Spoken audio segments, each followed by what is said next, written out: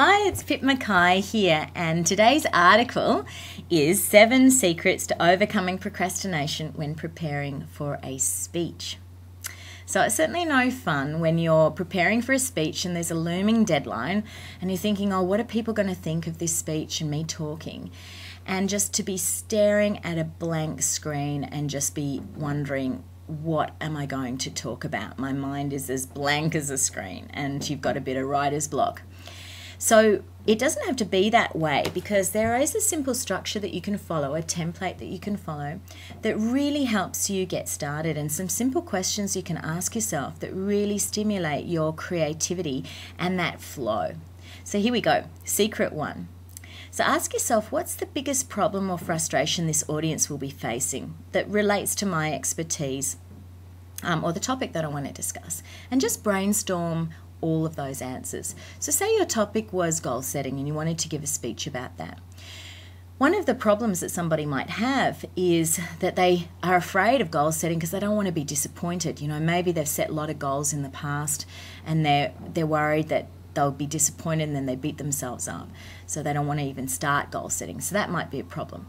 Another problem somebody might have is they're never specific enough when they're goal setting, so they never know whether they've got the goal or not.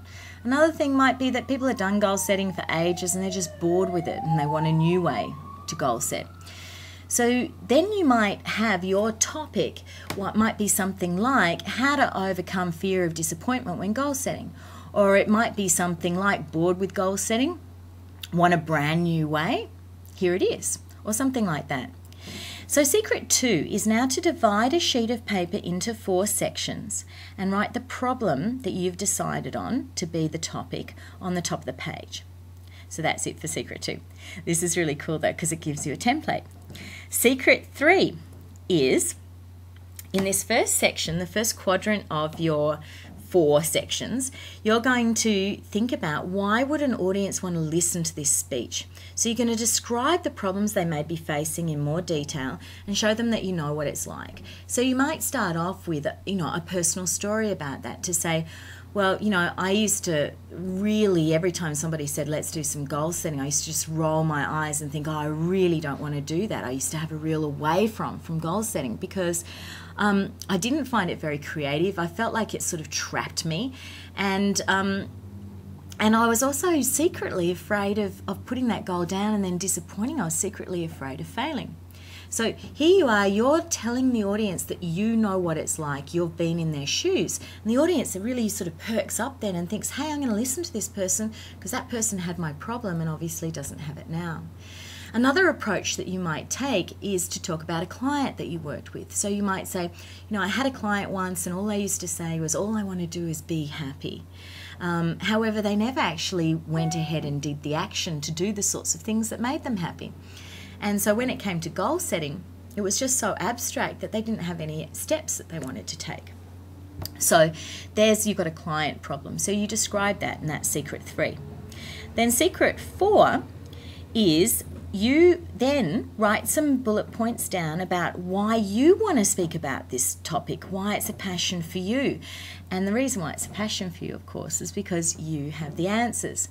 So if it was your personal experience, then you might say, then I started to really think about goal setting, and I started to create some ways of goal setting that really make it fun, that take away all of that angst in terms of goal setting. And I called it your quest, because it's much more fun to think about going on a quest or an adventure than it is to be thinking about, oh, here, ho, hum, I'm doing some goal setting.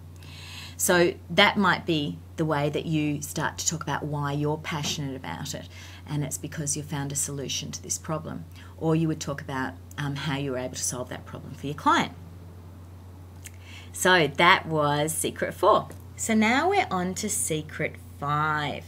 So secret 5 is you start to outline the what the answers are in bullet points. So then you might be saying something like, well, what is your quest?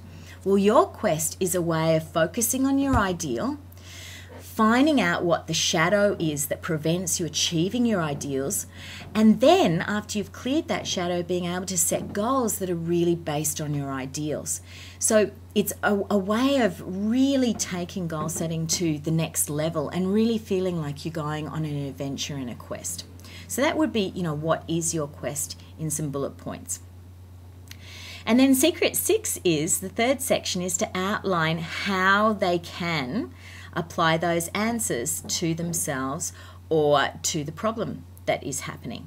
So then you would do a demonstration, or you would do an exercise if it was appropriate. Or you might talk about how they can come and find the solution for you, how they can come to a later presentation that's got more detail in it. So that might be something like, we get an A3 sheet of paper, we brainstorm all of your ideals, we get those all down. So I'd like you now to brainstorm all your ideals around a specific topic. So let's pick your career and brainstorm all your ideals around it. So you might want in your career creativity, you might want financial freedom, you might want flexibility in terms of work hours, you might want stimulation, you might want something that allows you to have your passion. So you brainstorm all of those.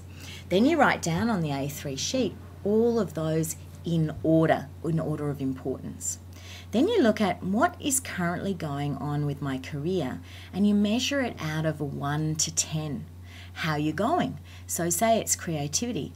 Is your work giving you the creativity that you want? And anything that you put below 5, is in shadow, and it has some sort of clearing that needs to be done.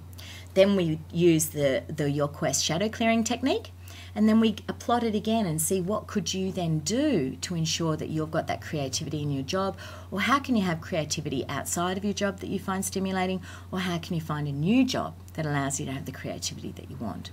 So that would be the Your Quest process, much more sophisticated than just normal goal setting, because what happens for a lot of people is they goal set, but they just goal set on things they think they can achieve, or they goal set on things they think might make them happy without understanding what their ideals are in a particular area. So that would be a how-to, and you would outline some of those steps, and that would be secret 6. Then secret 7 in the 4th section is you would write down some what if questions, and you'd brainstorm what sort of things might come up for people that they find they need troubleshooting on, or how they can apply it to a different context.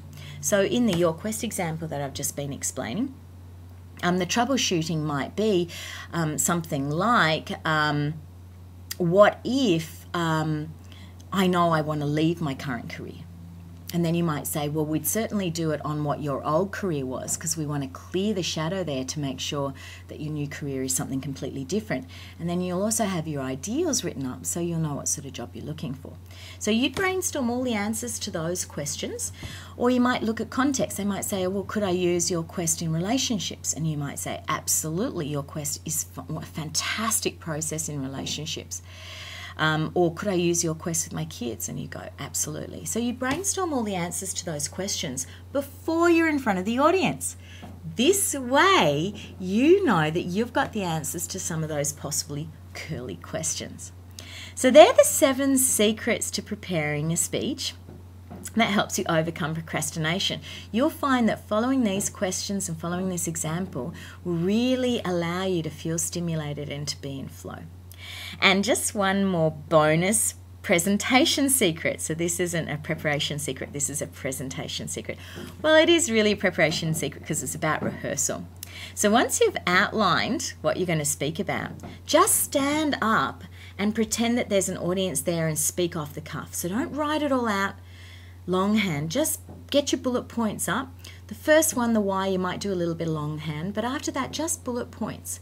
And the reason why we want to speak off the cuff like that is for a couple of reasons.